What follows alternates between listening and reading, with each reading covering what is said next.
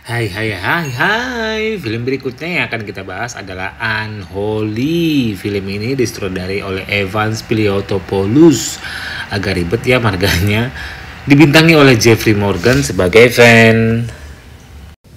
Diawali di tahun 1845, di situ terlihat banyak orang melakukan ritual terhadap perempuan dan memakaikannya topeng, menggantungnya dan membakarnya.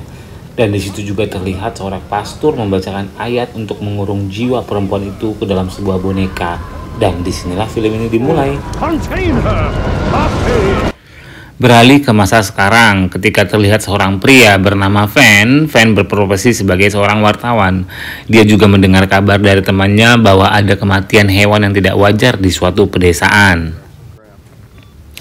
Yang dicurigai adalah hasil dari praktek pemujaan setan.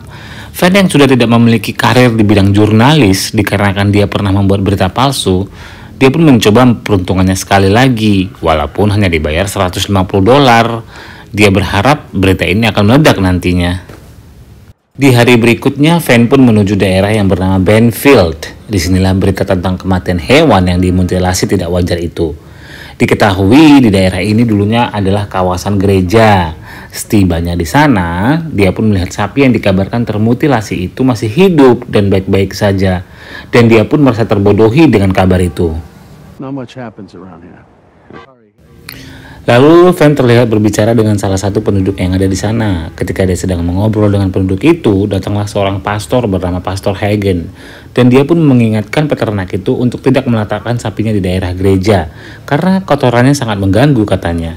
Ih, banyak tai dong. Setelah itu, Van pun berjalan menuju sebuah pohon dan mendengar beberapa bisikan gaib di telinganya. Dalam kesilauan matanya, dia pun melihat akar pohon yang sudah berlubang dan menemukan sebuah boneka di dalamnya. Di boneka itu tertulis 31 Februari 1845. Dimana kalau kalian ingat tadi di scene pertama terlihat pembunuhan seorang gadis pada tahun itu. Lalu kembali ke zaman sekarang, lalu peternak itu pun tadi nyamperin Van dan peternak itu percaya bahwa boneka itu adalah boneka keberuntungan. Karena bentuknya yang aneh, Van pun ingin menghancurkan boneka itu dengan kakinya. Nih kakinya nih, lihat nih. Dan ia pun menyuruh peternak itu untuk difoto bersama boneka itu. Di malam harinya, Van mengendarai mobilnya pulang dan mulai memikirkan karangan ataupun skenario tentang berita yang akan dia berikan. Di tengah jalan, dia melihat sosok perempuan berdiri tepat di depan mobilnya ketika melaju kencang. Aduh.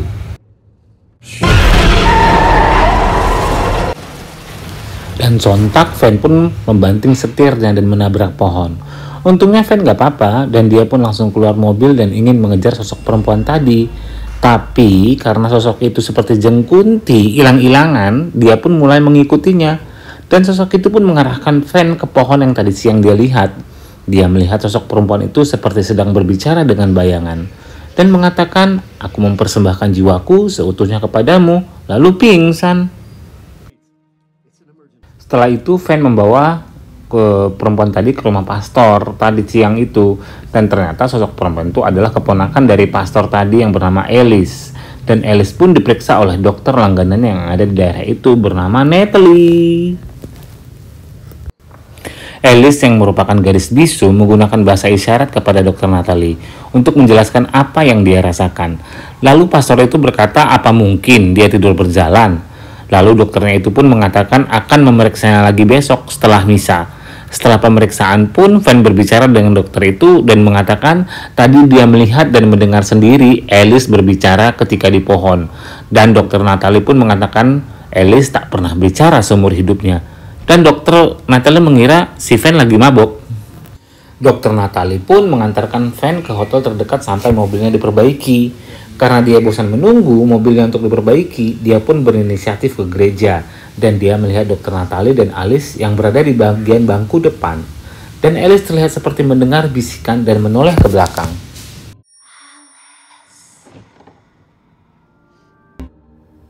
Dengan pandangan mata yang kosong, dia berjalan keluar gereja dan diikuti oleh jemaat lainnya. Dan dia pun menuju pohon itu lagi dan melihat sosok bayangan putih yang menyerupai Bunda Maria. Di situ ia seperti menatap pohon itu dan tiba-tiba bisa berbicara. Dan mengatakan sang bunda ingin kita datang ke tempat ini lagi. dan bunda ini bernama Maria. Dan sontak semua orang pun kebingungan nih dan terkejut. Lalu dokter Natalie pun mulai melakukan pengujian kepada Alice. Apakah dia benar-benar bisa mendengar dan berbicara? Dia pun membawa Alice ke studio untuk mengulangi kata-kata yang dia dengar dari headphone-nya. Dan ternyata dia benar-benar bisa mendengar dan berbicara. Lalu Van pun menelpon mantan atasannya dan menanyakan apakah ini bisa dijadikan suatu berita. Karena seorang gadis yang bisu tiba-tiba bisa bicara. Apakah mungkin ini suatu mukjizat dari Tuhan? Tapi mantan bosnya Van pun gak begitu aja langsung percaya, mengingat sebelumnya Van pernah membuat berita bohong dan membuat kredibilitas perusahaan bosnya hancur karena berita yang pernah ia buat. Di malam harinya Van bermimpi, ada sosok yang mengerikan muncul dari sebuah sungai, tapi mimpi itu seakan terasa nyata. Keesokan harinya banyak warga yang mendatangi rumah Pastor Hagen yang ingin menjumpai Alice karena mukjizat yang Alice lakukan. Tapi Pastor Hagen tidak memperbolehkannya karena Alice harus beristirahat. Tapi tak lama kemudian Alice pun mulai terlihat berjalan keluar menuju pohon itu lagi dan mengatakan terima kasih. Setelah itu dia pun menghampiri anak yang lumpuh semenjak lahir dan bertanya, apakah kau percaya kepada Bunda Maria? Dia bilang, iya, aku percaya. Lalu Alice memerintahkan anak itu berjalan dan percaya kepada Bunda Maria. Dan betapa terkejutnya semua warga melihat anak laki-laki itu berjalan tertatih menuju Alice. Dan semua warga pun mulai mengucapkan doa salam Maria. Tampak di gereja patung Bunda Maria terlihat mengeluarkan darah dari kedua matanya. Nah, tahu kan artinya? Lalu cerita pun cepat tersebar dan menjadi viral mengenai anak laki-laki lumpuh yang bisa berjalan dan menjadi topik pembahasan di gereja Katolik, dan Vatikan pun mulai penyelidikan tentang pohon itu. Keesokan harinya setelah acara gereja ataupun misa, Alice pun sudah ditunggu oleh para wartawan dan dia tidak bisa mendengar pertanyaan para wartawan kecuali suaranya si Van. Dan Van pun bertanya, apakah yang Maria inginkan? Lalu Alice menjawab, iman kita. Our faith. Setelah itu, perwakilan Vatikan menunjuk Van untuk menjadi penyambung antara warga dan Alice. Mengingat Alice hanya mau berbicara dengan Van, dan dia tidak religius pula. Ini merupakan kesempatan besar bagi Van untuk menaikkan reputasinya lagi sebagai seorang wartawan. Keesokan harinya, warga pun mulai membuat tenda untuk pohon tersebut, dan menganggap pohon itu suci. Pastor Hegel pun ingin melihat pohon itu lagi dan mengeceknya. Dan betapa terkejutnya ia mendapati sebuah boneka yang diinjek oleh Van sebelumnya. Karena terlalu fokus dengan boneka itu, tanpa ia sadari di depannya ada sosok yang menyeramkan yang ingin membunuhnya.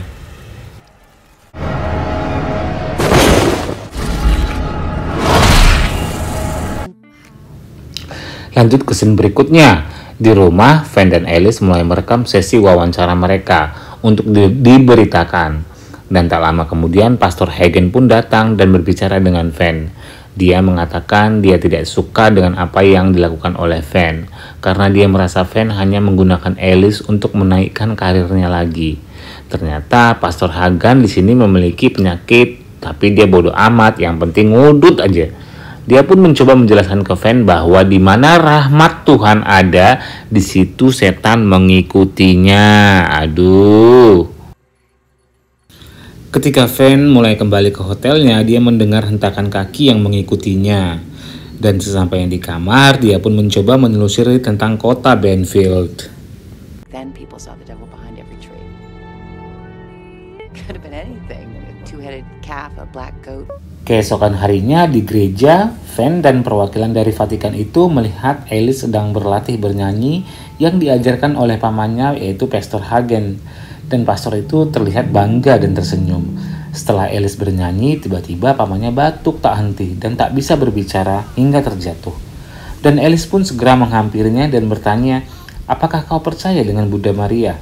Apakah kau mau melayaninya dengan segenap jiwa dan ragamu? Dan Pastor Hagen pun mengatakan iya. Dan Alice pun memegang dada pastor itu dan menyembuhkannya. Di sisi lain, Van mencoba menelpon ambulan dan betapa terkejutnya dengan apa yang disaksikan olehnya.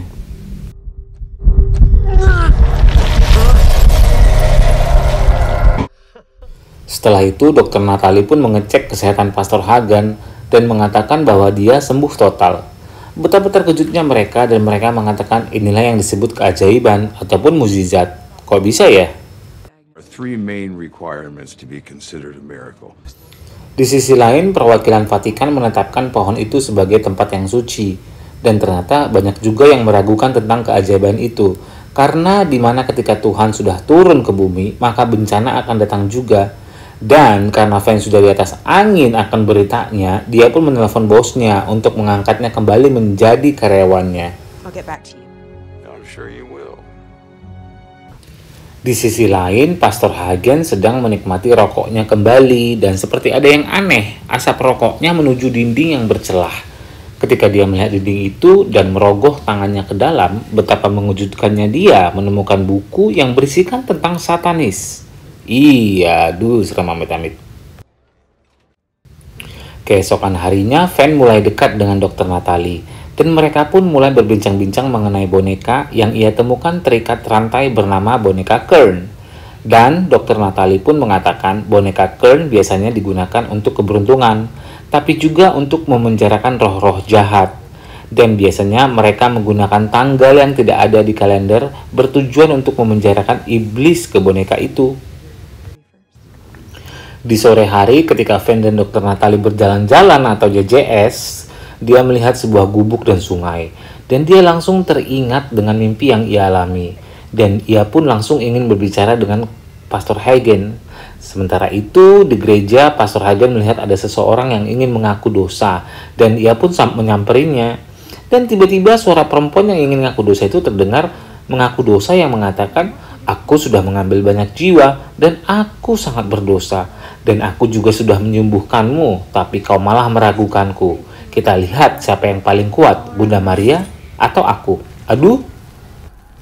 Dan disinilah sosok yang menyerupai Bunda Maria itu mulai menunjukkan batang hidungnya dan membunuh Pastor Hagen.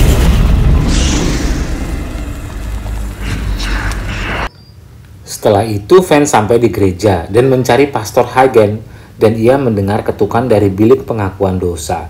Dan betapa terkejutnya ia melihat Pastor Hagen tergantung di depannya. Aduh. Utusan Vatikan pun menyarankan Van untuk merahasiakan bahwa Pastor Hagen itu bunuh diri, karena di Vatikan sangat dilarang. Setelah itu, Van pun mencoba berbicara dengan Alice tentang imannya. Apakah itu benar-benar Bunda Maria atau bukan? Dan Alice pun agak sedikit marah dan kecewa dengan keraguan Van. She says, doubt weakens faith. Setelah itu, Van memutuskan untuk kembali ke hotel. Dan setibanya di hotel, Van merasa ada yang mengikutinya dari belakang dan mendengar bisikan-bisikan.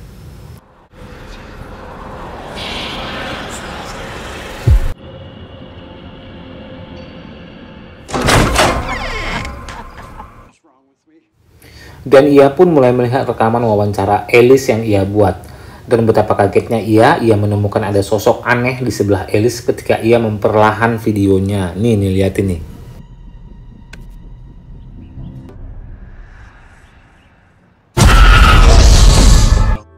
Di pemakaman Pastor Hagen, Van pun menyampari Natalie dan menanyakan dokumen tentang gereja kepada Dr. Natalie. Dan mereka pun bergegas ke sebuah gedung dekat gereja untuk mencari dokumen-dokumen itu. Di dalamnya terdapat banyak bungkusan putih yang mirip pocica atau pocong, ya kan? Van pun menemukan dokumen yang berisikan tentang satanis dalam bahasa Latin. Di situ dijelaskan tahun 1845 ada penyihir yang bernama Maria Elnor yang merupakan pengantin setan. Dia menyembuhkan penyakit para warga, dan dia juga mengklaim bahwa Bunda Maria berbicara melalui dirinya. Dan dia akan menyembuhkanmu ketika kau persembahkan jiwamu padanya. Dan setiap orang yang melawannya akan berakhir secara tragis. Sekilas, si Van pun mengingat kejadian Pastor Hagen. Di buku satanis itu juga diceritakan bahwa si Maria Elnor ditangkap dan ditenggelamkan di air es. Dan Maria Elnor mengakui bahwa dia pengikut setan. Dan warga pun menghukumnya dengan memaku sebuah topeng ke wajah Maria Elnor yang menyerupai penampakan Bunda Maria. Dia digantung dan dibakar dan rohnya dikurung di boneka Kern. Di situ Van menyadari bahwa selama ini mukjizat yang ia lihat adalah mukjizat palsu. Lalu salah satu bungkusan putih itu tiba-tiba bergerak dan ternyata hanya patung biasa, dan bungkusan lain terbuka dan ternyata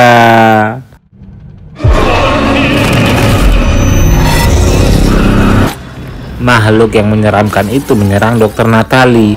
Untung mereka selamat dan bergegas menuju pemakaman Pastor Hagan untuk mengingatkan yang lain tentang apa yang mereka dapatin. Di pertengahan jalan, mantan bosnya si Van menelpon untuk menerima Van lagi sebagai wartawan berkelas. Namun karena rasa bersalahnya sudah menginjak boneka itu di awal cerita dan dia sudah melepaskan Maria Eleanor ke dunia, dia pun menolak tawaran dari bosnya itu. Van pun menuju ketua pastor Vatikan itu dan menceritakan apa yang udah ia dapatkan. Tapi ketua pastor itu malah melarang Van untuk bertemu Alice karena akan mengganggu misa yang akan dilakukan di pohon terkutuk itu. Dan Van pun semakin bingung dan dia mencari lebih dalam lagi mengenai Maria Eleanor.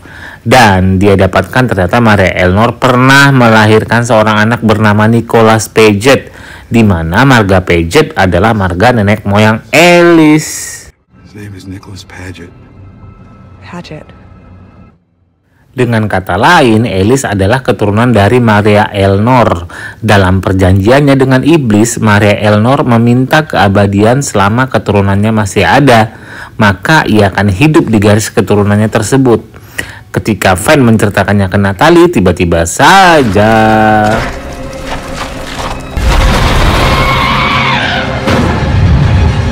gak lama kemudian seorang pastor pun datang dan membantunya.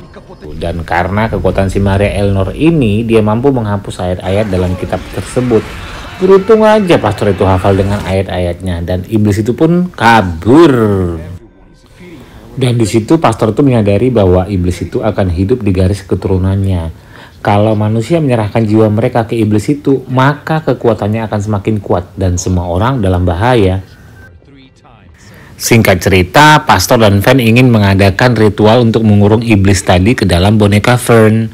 Dan seketika itu juga, Van mengakui kesalahan yang sudah ia buat. Tapi Pastor itu malah berkata, mungkin saja kaulah yang diutus Tuhan untuk memusnahkan iblis itu karena keteladaranmu. Berpikirlah untuk selalu positif, karena Tuhan bekerja secara misterius.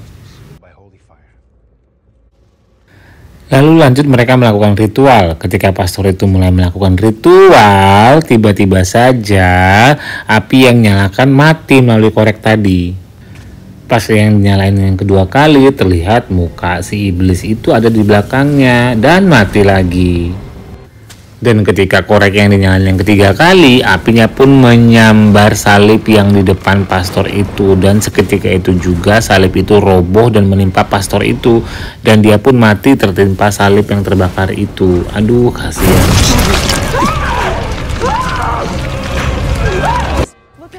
Natalie dan Van pun semakin bingung apa yang akan mereka lakukan. Dan Van berpikir yang bisa melemahkan kekuatan iblis itu adalah keraguan. Jika Van berhasil membuat masyarakat ragu akan Maria, maka kekuatannya akan semakin melemah. Di sisi lain, misa sudah dimulai. Tidak hanya di tempat itu, misa juga dilakukan dalam live streaming. Di misa itu tiba-tiba Alice maju dan mengatakan bahwa Bunda Maria ingin kalian percaya padanya dan menyerahkan jiwa kalian.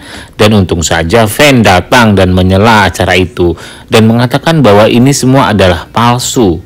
Dengan kredibilitasnya sebagai wartawan yang pernah membuat cerita palsu, ia pun mengatakan bahwa keajaiban yang terjadi adalah palsu dan mencoba menjelaskan apa yang terjadi secara kedokteran. Father Hagen raised you. Karena pengakuan Van, Alice pun mulai ragu akan Maria. Tapi iblis itu tetap membisikkannya dan berkata, jika kau tak percaya aku, maka kau tak akan bisa berbicara lagi. Dan di situ Alice pun menyadari, mana mungkin kekuatan baik menggunakan ancaman seperti itu. Lalu Alice pun berkata, Mr. Van is telling the truth. isn't real. Dia berkata bahwa apa yang dikatakan si Van itu benar dan Maria itu tidak nyata. Seketika itu juga iblis itu pun muncul dari pohon itu dan dia pun membuka topeng iblisnya di depan ketua pastor itu dan membunuhnya.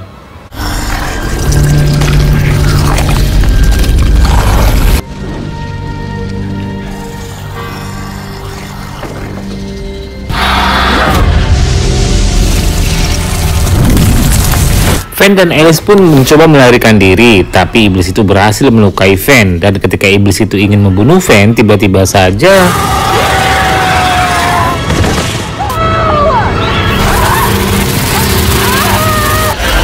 Alice menahan serangan iblis itu dan Alice pun mati karena pukulan iblis itu. Dan itu artinya keturunan Maria Eleanor pun mati dan tidak ada lagi tempat untuk jiwa Maria Eleanor dan dia pun menghilang bagai debu. Nih.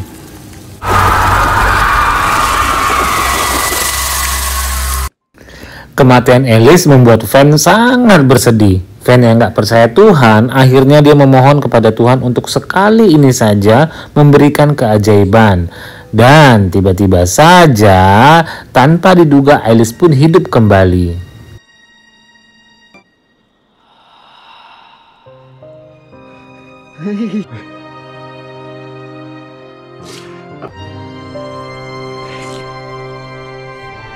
Dan Alice pun hidup kembali tapi tidak bisa berbicara seperti sebelumnya.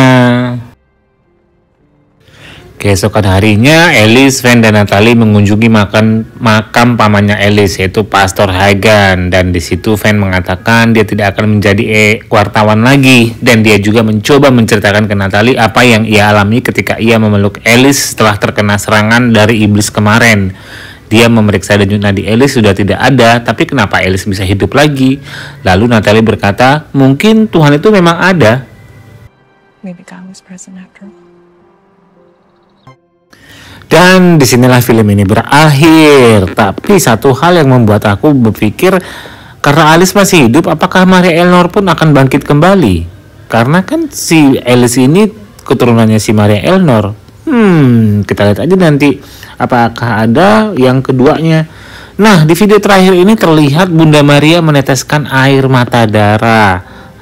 Apa ya ini maksudnya ya? Nggak tahu ya. Akhirnya sampailah kita di penghujung film. Dari sini banyak pelajaran yang kita ambil, bahwa akan banyak mujizat-mujizat palsu dan nabi-nabi palsu yang akan datang dan mendeklarasikan diri sebagai utusan Tuhan. Tetap banyak berdoa kepada Tuhan agar kita dijauhkan dari segala yang jahat. Sampai di sini dulu review film Unholy. Tulis di kolom komentar film apa lagi yang ingin kalian review dan jangan lupa untuk subscribe. Bye bye semua.